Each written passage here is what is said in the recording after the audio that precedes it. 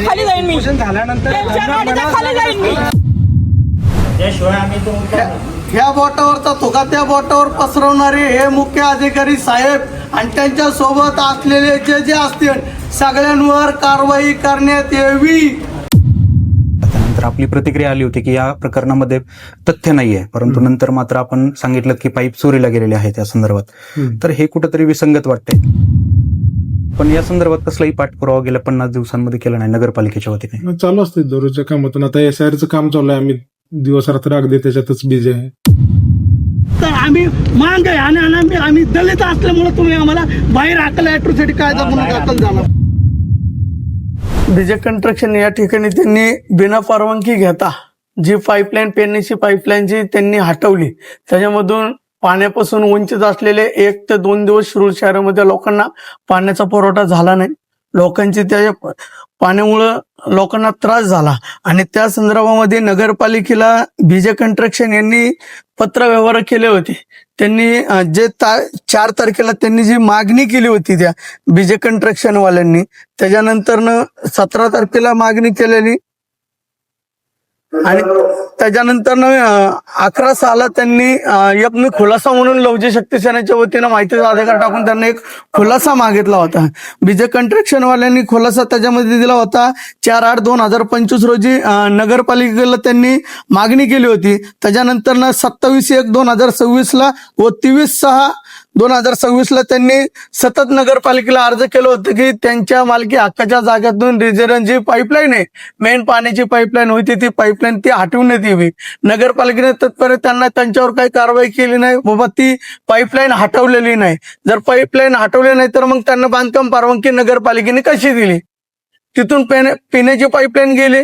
जर हे म्हणतात जर आम्हाला तिथून पाईपलाईन माहित नाही, काही अधिकाऱ्यांशी विचारपूस केल्यानंतर अधिकारी म्हणतात की माझ्याकडे बांधकाम खातं असल्यावर मला त्याच्या पाठीमागे त्याच्या हद्दीतून पाईपलाईन गेली का नाही गेली हे मला काही माहित नाही.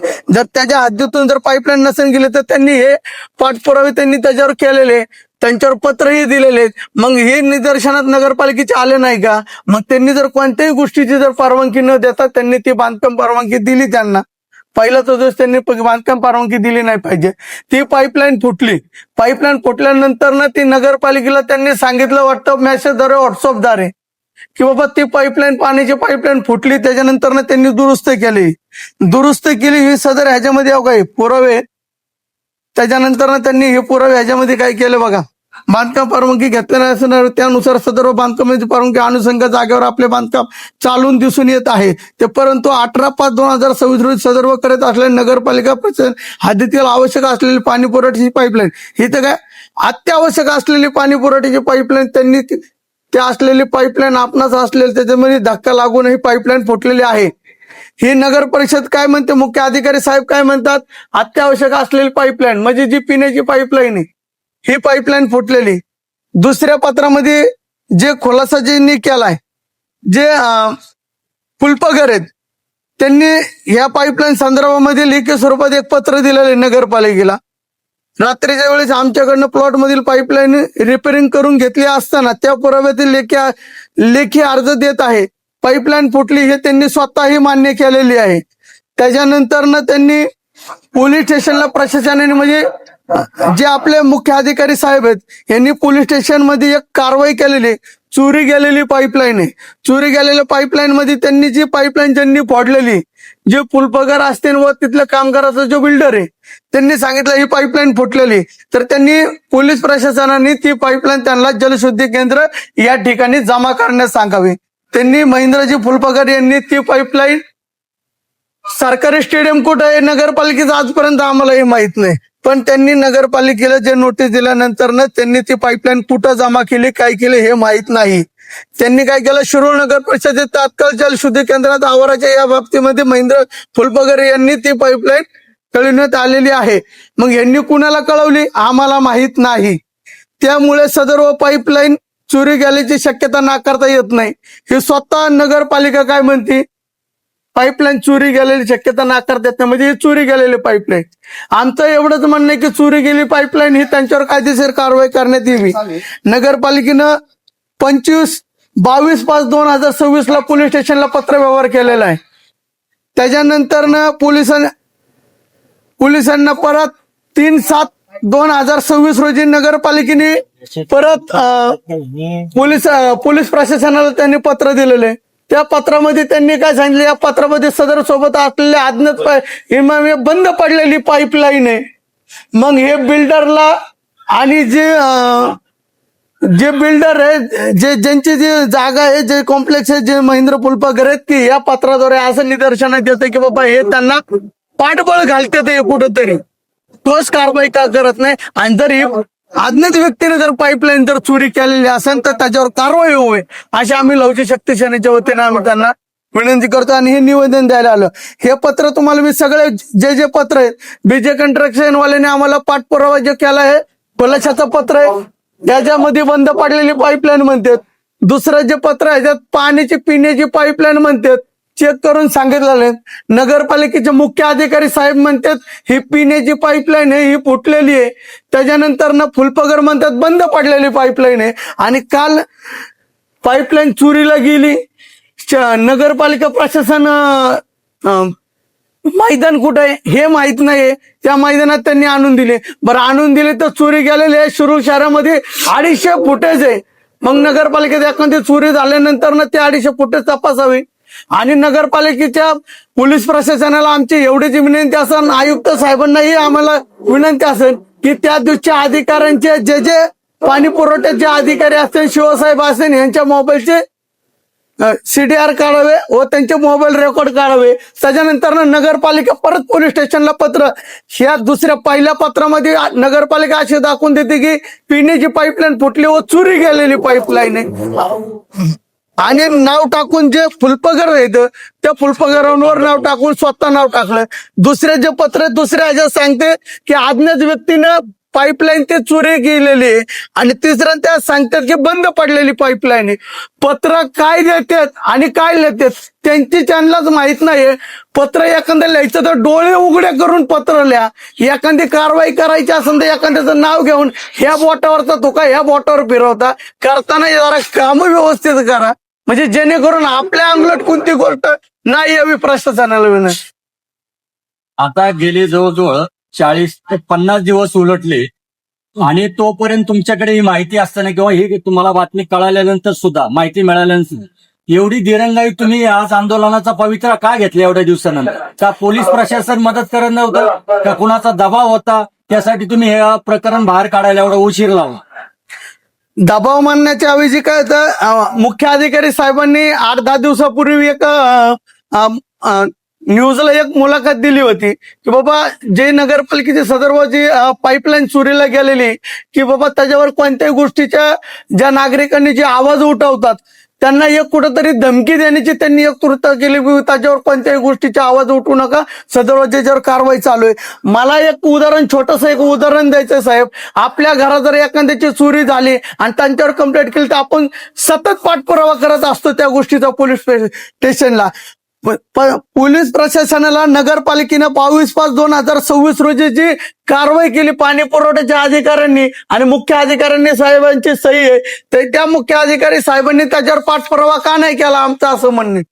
यामध्ये पोलीस प्रशासनाचा काही सहभाग असण्याची शक्यता आहे का, किंवा अधिकाऱ्यांचा काही सहभाग असण्याची शक्यता? काय आरोप आहे तुमचा? नगरपालिकेनं दिसूनच येत नाही ना त्यांच्यावर जे आहे ना ठोस जी कारवाई आहे ना, जी ठोस कारवाई केलेलीच नाहीये व त्याचा पाठपुरावाही नगरपालिकेने घेतला नाही. जर पाठपुरावा घेतला असेल तर नगरपालिकेने दाखवून द्यावा. आणि पोलीस प्रशासनाला जर कन्फ्युज केलेलं आहे, दिशाभूल त्यांनी केलेली, तर पोलीस प्रशासन नेमकं कारवाई करणार कोणावर? त्यांना सांगतात चोरी गेली, परत त्यांना सांगतात ते अज्ञात व्यक्तीनं चोरी केली, मग नेमकं पोलीस प्रशासनाची दिशाभूल करतात का? काय एखाद्या जेव्हा ते फुलपगार असतील या दुसरे कॉन्ट्रॅक्टदार असतील व ते बिल्डर असतील त्यांच्यावर काही हे हातरून टाकण्याचं काम करतात का? हा दुसरा प्रश्न याच्या संदर्भात होता. आपण या आपल्या मागण्यांमध्ये पूररेषे म्हणजे नदीची जी काही पूररेषा आहे त्यातील अतिक्रमण हटवण्यासंदर्भात देखील उल्लेख केलेला आहे. त्या संदर्भात काय सांगाल? त्या टायमा जे पुरेशा नदीच्या त्या काठी जे अतिक्रमण वाढीव झालेले आहेत, आज जे त्या दिवशी पावसाळ्यापूर्वी करणारे आवश्यक नदीच्या बाजूला जी पाहणी केली, नदीचे पाणी आलं तर त्या साईडचे मी म्हणतो गावामध्ये विविध प्रकारचे अतिक्रमण हटवण्यात आले. मग ते पुरेशी मोलण्यामध्ये त्या खाली जे अतिक्रम आहेत ते का हटवले नाही?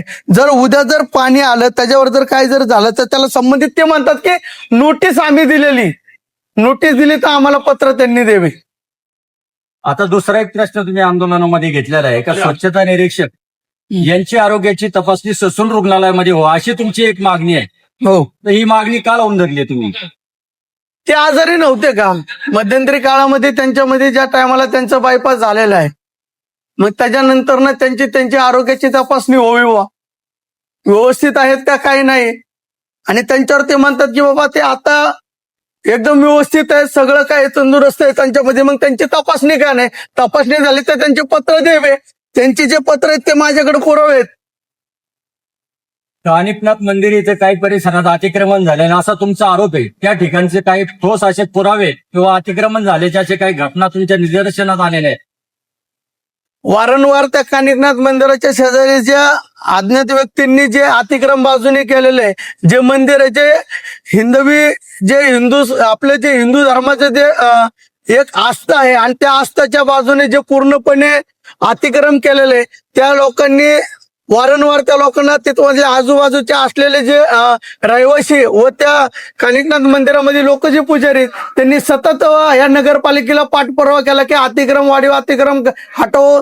त्या साईडला बाजूने पूर्णपणे त्या मंदिरावरच अतिक्रम केलंय की नेमकं मंदिराला जाण्यासाठी जी मागच्या बाजूची बोळ होती ती बोळही बुजलेली आहे आणि अनेक प्रकारचे वेगवेगळ्या प्रकारचे पूर्णपणे अतिक्रम केलेले आणि सतत त्या नगरपालिकेला पाठपुरावा करूनही शिवसाहेबांनी कोणत्याही गोष्टीची दखल घेतलेली नाहीये. का? आता ते हिंदूंचं देवस्थान आहे म्हणून कारवाई करत नाही का? त्यांना कोणत्या अधिकाऱ्यांची बाबा त्याच्यावर त्यांना ओळख आहे का? बाबा कोण त्याच्यावर त्यांना पाठबळ घालतंय का? आमचे असं म्हणणे. जर 6 महिन्यापासून वर्षभरापासून त्यांना तर पाठपुरावा सतत करतात. गावामध्ये जे बाबळ फाटा ते जे जोशीवाडीपर्यंत गोरगरिबांचे जे अतिक्रम हटवले साहेब, प्रत्येक ठिकाणी ज्यांच्या हातावरचे पोट होते त्या लोकांचे अतिक्रम हटवले. जे धनाढ्य लोक आहेत त्यांचे अतिक्रम हटवले नाही. दुजा भाव का? आमच्या या कानिफनाथ मंदिरापाशी आमची जी हिंदूची जी आस्था आहे त्याच्यासाठी अनेक दिवस झालं जर 6-6, 7-7 महिने जर पाठपुरावा करावा लागतो तरी कोणत्या गोष्टीची नगरपालिका दखल घेत नाही आणि गोरगरिबांवर बुलडोझर फिरवतात. आज नगरपालिकेनं आम्ही रस्त्याची लांबी रुंदी मागितली होती माहितीच्या अधिकाराखाली. सरसकट जसे जर गोरगरिबांवर तुम्ही टेप लावून अतिक्रम हटवत असताल तर तुम्ही प्रत्येकाला धनाढ्य असतील जे पैशावाले लोक असतील त्यांना अतिक्रम तुम्ही का टेप लावून हटवत? या जर तुम्ही जे मागण्यासाठी तुम्ही आज आंदोलन करताय त्या जर पूर्ण नाही झाल्या तर पुढची दिशा काय असेल तुमची?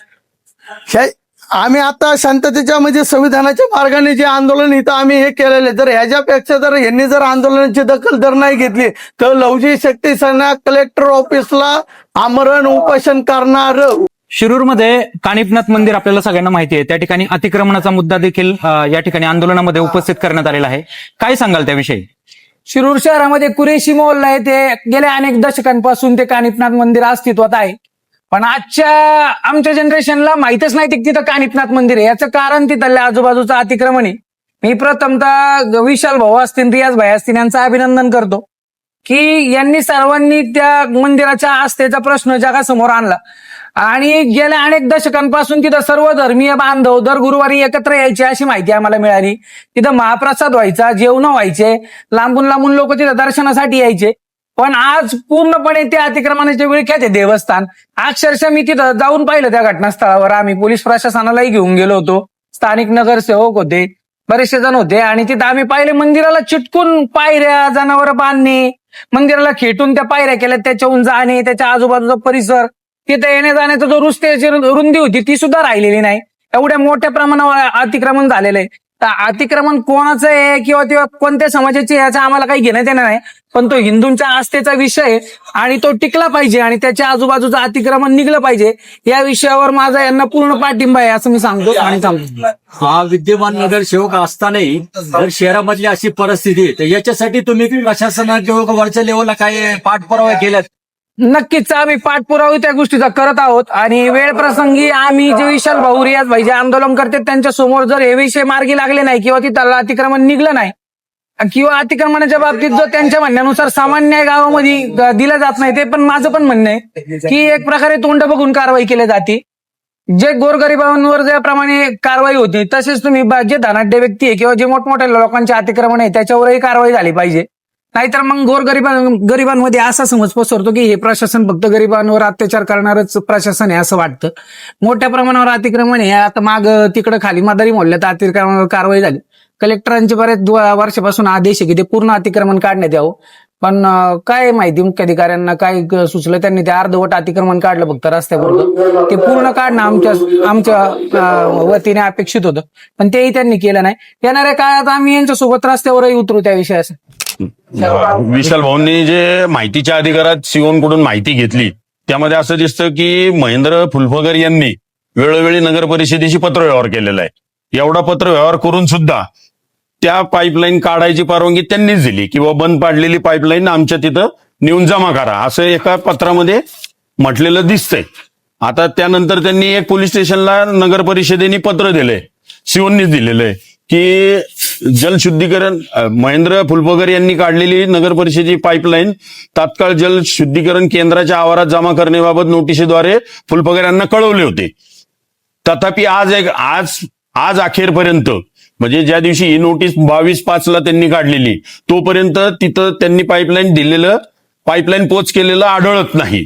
याची चौकशी करून नियम जर तुम्ही महेंद्र फुलफगरवर हा हरकत घेतलेली पाईपलाईन त्यांना काढायला लावली होती त्यांनाच जमा करायला लावली होती. जर त्यांनी जमा नाही केली तर त्या पाईपलाईनचं जे काय आहे ते महेंद्र फुलफगर जबाबदार राहणार ना. आणि दुसऱ्या पत्रामध्ये त्यांनी लिहिलंय की अज्ञात इस्मांनी चोरी केलेली दिसते. म्हणजे नगर परिषद पोलीस स्टेशनला वेळोवेळी वेगवेगळे पत्र देऊन एकाच चोरीच्या संदर्भात वेगवेगळे पत्र देऊन पोलिसांची दिशाभूल करते. याचा अर्थ की सीओ जे आहेत सीओनी ह्याच्यामध्ये काय काळा बाजार केलाय का की ह्याच्यात आणखीन काय. आता मी एका नगरसेवक चेअरमन संघ बोलत होतो, तुमचा चेअरमन, त्याला मी म्हटलं की बाबा असं नगर परिषदेने पोलीस स्टेशनला कंप्लेंट करताना महेंद्र फुलफगरचं नाव टाकलेलं आहे आणि त्यामध्ये असं दिसून येतं लिहिलेलं की महेंद्र फुलफगरच याच्यात मुख्य आरोपी आहे. तर त्यावरती डायरेक्ट नगर परिषदेने कारवाई करायला पाहिजे होती. तर ते म्हणले तसं नाहीये, महेंद्र फुलफगर हा क्लिअर आहे. म्हणजे सत्ताधारी आणि प्रशासन हे दोघं एक मिळून महेंद्र फुलफगरला वाचवायचा प्रयत्न करतात. याचा अर्थ या पत्रावरून मला दिसतं आणि त्यांच्या बोलण्यावरून दिसतं. आता इथून मागं मी काय एवढं लक्ष दिलं नव्हतं, पण मी आता तुमच्या माध्यमातून सिओनना आणि सत्ताधाऱ्यांना म्हणतो ह्याच्यामध्ये जर 8 दिवसात तुम्ही काही निर्णय घेऊन जर गुन्हा दाखल केला नाही तर मी माझ्या पद्धतीने सिओनना म्हणावं. आता सिओनना माझी एक म्हणणं आहे की तुम्ही लेखी पत्र दिलेलं आहे, यामध्ये तुमचे 2 वेगवेगळे दिशा दिसून येतात. ते तुम्ही प्रशासकीय पदाचा गैरवापर करून एका बिल्डरला पाठीशी घालण्याचा, नगर परिषदेच्या प्रशासकीय कामाची चोरी झालेली आहे त्या चोरीला पाठीशी घालण्याचा प्रयत्न करताय. त्या अर्थी तुमच्याकडं मी आयुक्तांकडे दाखल करून तुमच्यावरती गुन्हा दाखल करू शकतो या 2 पेपरवरती. तर नगर परिषदेस आणि प्रशासन आणि आत्ताचे सत्ताधारी यांना माझं म्हणणं आहे की तुम्ही प्रशासकीय भाषा नीट वाचा आणि नीट लोकांपुढे प्रेझेंट व्हा. आणि आमच्यासारख्या जाणकार माणसांनी ज्यावेळेस एखादा प्रश्न विचारला तर त्याचं उत्तर देताना नीट द्यावं. आणि मगाशीच शेळकेंनी एक पूररेषेचा विषय सांगितला. तर मी नगरसेवक असताना 2018 मध्ये माननीय सोनप्पा यमगर हे प्रांत असताना कलेक्टर रावसाहेब होते, यांच्याकडे मी या पूररेषेच्या संदर्भात तक्रार केली होती. त्यांनी 3 समिती नेमली होती आणि त्या 3 समितीने हा निर्णय दिलता की पूररेषेमध्ये आलेले सर्व बांधकामं जे कुठं नदीच्या कडेला जेवढी पण बांधकामं आहेत तेवढी निष्कसित करायचे आदेश दिलेले आहेत. म्हणजे 2018 मध्ये दिलेले आदेश आहेत ते अजूनपर्यंत अंमलात आणलेले नाही. आणि सगळ्यात महत्वाची गोष्ट, नगर परिषदेने आराखडा करताना, आपला डीपी प्लॅन करताना कुठेही पूररेषा फायनल केलेली नाही. भाजी मार्केटचे ऑलरेडी ज्या वेळेस पूररेषा तुम्हाला फायनल करून घ्यायची पाटबंधारे खात्याकडून आणि त्यानंतर ते बांधकाम निष्कसित करा असे आदेश कलेक्टरनी स्वतः नगर परिषद दिलेले आहेत. आजपर्यंत त्याच्यावरती कुठलीही कारवाई नगर परिषदेने केलेली नाही. उलट नगर परिषदेने त्या पूररेषेमध्ये प्लॉट येणे करून दिलेत लोकांना. याच्यामध्ये सुद्धा बराचसा मोठा भ्रष्टाचार झालेला आहे. मी अप्पर आयुक्तांकडे या संदर्भात सगळ्या संदर्भात तक्रार केलेली. लागलं असं ते पत्र मी तुम्हाला तुमच्या व्हॉट्सअपवर किंवा कोणाला देतो मी की माझी तक्रार झाली, त्याची चौकशीची कलेक्टरांना आदेश आलेले आहेत आणि हे काही कलेक्टरांना हे करत नाही, पण उद्या परवा कलेक्टर स्वतः येऊन ती चौकशी चालू करणार आहेत. आदेशाला केराची टोपली दाखवली असा आरोप. हो, नगरविकासाच्या प्रशासनाच्या अप्पर आयुक्तांच्या आदेशाला हे सीओ आणि कलेक्टर केराची टोपली दाखवतात. ते म्हणजे किती मुजोर झालेत हे. शिरूरमध्ये नगरपालिकेची जी जुनी पाईपलाईन आहे त्यातील काही पाईप चोरीला गेल्या संदर्भामध्ये आपण पोलीस स्टेशनला पत्र देखील दिलं होतं. नंतर पुन्हा एकदा पत्रव्यवहार करण्यात आला. तर ह्या दोन पत्र जे आपण दिली त्यामध्ये विसंगती असल्या संदर्भामध्ये बाहेर चर्चा सुरू आहे, त्या संदर्भात आंदोलन लोक करत आहेत. तर ह्याविषयी काय सांगाल? त्यांनी आमच्याशी काही चर्चा नाही केलेली, काय विसंगती आहे किंवा काय त्यांची चर्चा झाल्यावर सांगता येईल. आता त्यांना काय म्हणायचं आहे ते अजून माझ्यापर्यंत पोहोचलं. आपण त्यांनी असं म्हटलेलं आहे की पहिल्या पत्रामध्ये आपण महेंद्र फुलफगर यांचं नाव घेतलं हो. की त्यांना पाईप काढून तुम्ही एका ठिकाणी ठेवायला सांगितले होते, त्या सदर ठिकाणी ते पाईप आढळून आले नाहीत. दुसऱ्या याच्यामध्ये त्यांना तुम्ही असं म्हटलं की अज्ञात व्यक्ती विरोधात गुन्हा दाखल करावा या संदर्भामध्ये पत्र आहे. तर ते कुठंतरी विसंगती दिसते त्यामध्ये. पहिले त्यांच्याशी चर्चा करून मग बघू ना आपण. आता त्यांचं म्हणणं काय आहे जोपर्यंत कळत नाही तोपर्यंत त्याच्यावर मी प्रतिक्रिया देणं चुकीचं आहे.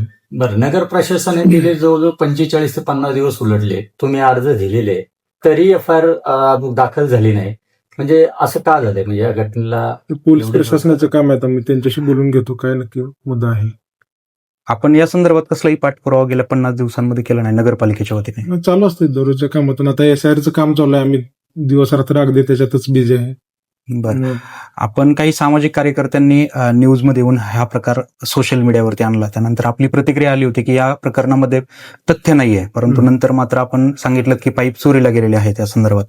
तर हे कुठेतरी विसंगत वाटतंय की चोरी तर झालेली आहे परंतु पाईप मिळत नाहीये. चुकीच्या पद्धतीने माहिती न घेता जे बातम्या देतात ते चुकीचं आहे, त्यात तथ्य नाही. काय वाटतं की प्रक्रिया सामाजिक कार्यकर्त्यांनी कोणते मुद्दे त्यामध्ये चुकीचे वाटले होते, तुम्हाला काय सांगाल? तेच ना, माहिती न घेता एखाद्या बाबतीत किंवा चर्चा न करता परस्पर प्रतिक्रिया देणं हे चुकीचं आहे. काय असेल तर आम्ही बसलो. आता तुम्ही अचानक आलाय, कोणतेही इंटिमेशन तुम्ही मला दिलेलं नाही, डायरेक्टली आपली चर्चा चालली आहे. कुठला 1 मिनिट पण आपण अगोदर बोललेलं नाही. जे काय आहे ते तुम्ही डायरेक्ट बोलायला सुरुवात केली. आम्ही माहिती देतो, कुठल्याही प्रकारची माहिती आपण कधीही कोणालाही थांबवत नाही. तशी त्यांनी माहिती घ्यावी, चर्चा करावी, त्याप्रमाणे आपण प्रतिक्रिया देऊ.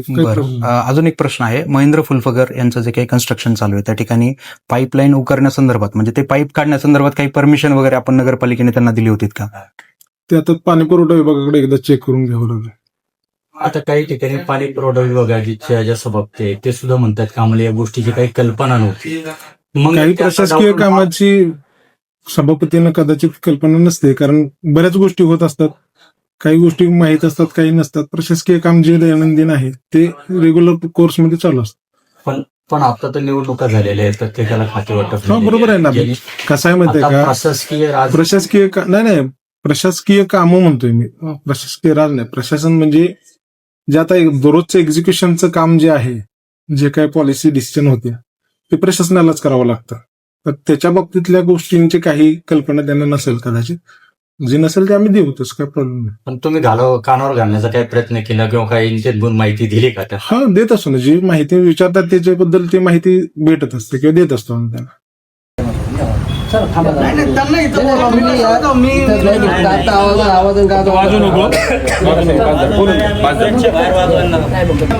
माझे पदाधिकारी इथं सगळे संघटना अख्खी थांबलेली. आम्ही तिथे येऊन म्हणजे जे भ्रष्टाचार करतात त्यांना तिथं जाऊ का? पुरावे माझ्याकडे पाठीवर घातलेले. हे दिशाभूल हे डॉक्युमेंट आहे सगळे, जनतेशी दिशाभूल केलेले. ते सांगतो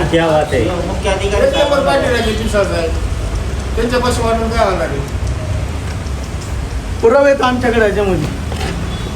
नगराध्यक्ष, उपनगराध्यक्ष, सभापती, तुम्हाला आपलं विनंती असेल या गोष्टीचा तुम्ही अभ्यास करून त्यांच्यावर कारवाई करा. कुणीही असू, पुराव्या सहित आहे. पाठबळ इकून एकाला पाठबळ घालते ते. आम्हाला असं वाटतं की मलिदा भेटलाय का काय? भेटलाय असं नाही म्हणतो, भेटलाय का काय?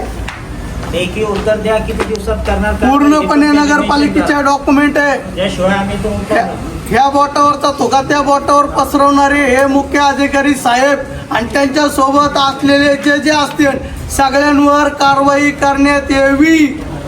लवजी शक्ती सेनेचा शहर प्रशासन शहर प्रशासन शहर प्रशासन इथं केले. त्याच्यानंतर ना तुम्ही पोलीस स्टेशनला पत्र काय देताय?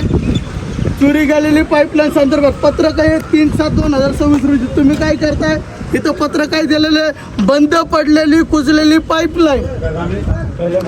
तुम्ही पत्र काय देताय, काय करता? स्वतःचे जरा डोळे उघडे करून बघून कारवाई करा. मग आम्हाला याच्यामध्ये सांगा तुमच्यात पत्र आहे ते. आम्ही आरोप करत नाही. त्याची चौकशी तुमचे पोलीस पत्र आहे करणार आहे. तुमचे. चौकशी कधी करणार आहे? करणारच तसं. पोलीस आता प्रशासन जर कधी चार करणार? पत्र वेगवेगळी असतील तर कसं तेच करणार म्हणतोय, बरं? ते त्यांचं काय माहिती मला त्याच्यामध्ये आपण त्यांना जर त्यांची सहकार्य करायला दिशाभूल पाहिजे. करतोय, आपण जर दिशाभूल करतोय तर कसं काय कारवाई करणार? मला 8 काम दिवसाच्या करतील, आतमध्ये त्यानंतर त्याच्यावर आपण जे बघू. काय असेल ते कायदेशीर कारवाई करण्यात यावी. मला लेखी स्वरूपात 8 दिवसात पत्र द्या. तुम्ही जिल्हा अधिकारी कार्यालयामध्ये मी उपोषणाला बसेल.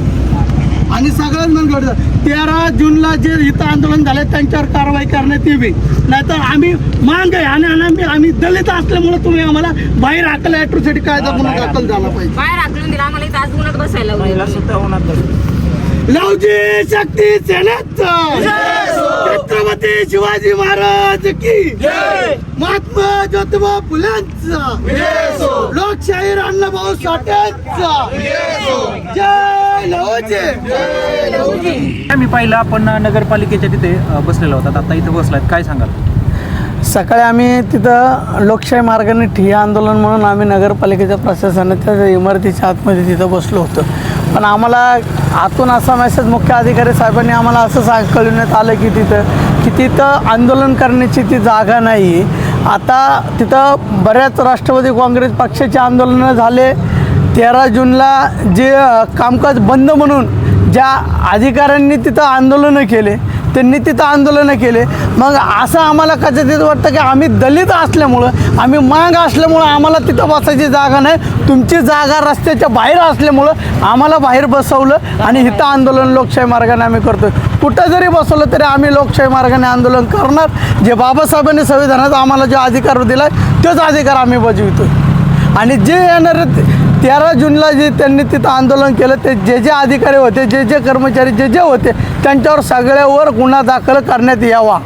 मगाशी CEO देखील इथे आले होते, त्यांनी तुम्हाला एक पत्र दिलं, नंतर नेमकं काय घडलं या सगळ्या? पत्र दिलं, आम्ही पत्र घेतलंच नाही. ते पत्र मुळीच त्याच्यामध्ये त्यांनी ज्या मागण्या हे केल्या होत्या त्या मागण्या पूर्ण बोगस होत्या. आमच्या ज्या मागण्या आहेत त्याच्यावर कोणतेही ठामपणे त्यांनी निर्णय घेतलेला नाही. बाळ रडायला लागलं म्हणून मांडीवर घ्यायचा प्रयत्न केला होता, पण बाळ काय सदाचित शांत बसणार नाही. काय करायचं काय? काळजीपोटी आम्ही डॉक्टर पण बोलावलं. नाही, काळजीपोटीचं डॉक्टर आम्ही बोलवले होते. आम्ही बोलवले.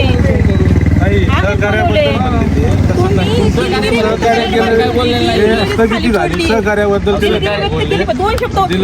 दोन शब्द लागत होते आम्हाला. सरांनीच मला पाठवलं. त्यांनी नाही पाठवलं सर तुम्हाला, इतके बोलायला पाठवलं होते. ते काय बोलले, एक शब्द त्यांचा खटकलाय मला, पण माझ्या आत्म्याला खटकलाय त्यांचा शब्द की तुम्ही काय झालं तर आम्हाला सांगा. काय झालं तर तुम्हाला सांगू. आमचे लोक 4 खांदे आम्हाला भेटत नाहीत का? 4 खांदे भेटत नाहीत का आम्हाला? हा बंटी शेट असं मिनिंग होता का सरांचा बोलता? उद्देशच नव्हता. उद्देश तसा नव्हता. त्यांचा मला एकच शब्द लागतो, नाहीतर मग उद्या उपोषणाला इथे बसेल. उद्या उपोषणाला इथे बसेल साहेबांच्या विरोधात. आज त्यांनी जर हे केलं तर आज त्या साहेबांच्या विरोधात उद्या उपोषणाला इथे बसणार. जे आज ते पुढे काही जरी झालं तरी महिलांना एवढा त्रास झाला, त्यांचा दिलगिरी व्यक्त करण्याऐवजी ते आम्हाला म्हणतायत आम्हाला सांगा काही तुम्हाला झालं तर भेटू. म्हणजे काय अपेक्षा काय व्हायची अपेक्षा आहे तुम्हाला? पत्र दिलं. ठीक आहे, आमचे लेकरं बाळ उघड पडल्यानंतर तुम्ही सांभाळणार आहे का त्यांना? कोण सांभाळणार आहे? शिवसाहेब सांभाळणार आहे? चुकी तुमची. आमचा परिवार उघडा पडल्याच्या नंतर कोण सांभाळणार आहे? धन्यवाद कोणत्या शब्दांनी बोलले ते धन्यवाद आम्हाला विशुद्ध बोलले राज्यपालांनी म्हणून तुम्ही धन्यवाद केले का? सीओ साहेबांनी इथे येऊन आता बोलावं. सीओ साहेबांनी इथे येऊन बोलावं तर त्यांच्या गाडीच्या समोर खाली जाईन मी. सीओ साहेब आले ना तर त्यांच्या गाडीच्या खाली जाईन मी. त्यांच्या गाडीच्या खाली जाईन मी, सांगते मी. सीओ साहेब इथे आले पाहिजे. सीओ साहेब आलेच पाहिजे इथं. त्यांनी दिलगिरी व्यक्त केलीच पाहिजे.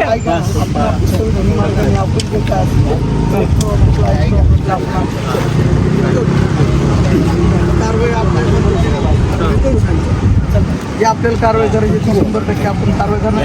आपलं पण समाधान झालेलं नाही. समाधान काहीच समाधान करायचं हे काही उत्तर दिले नाहीये. ते पावड समजता येतं आम्हाला. आम्ही मागासवर्गीय दलित आहे म्हणून तिथून सकाळी हकलून दिलं, इथं उन्हामध्ये बसवलंय आम्हाला.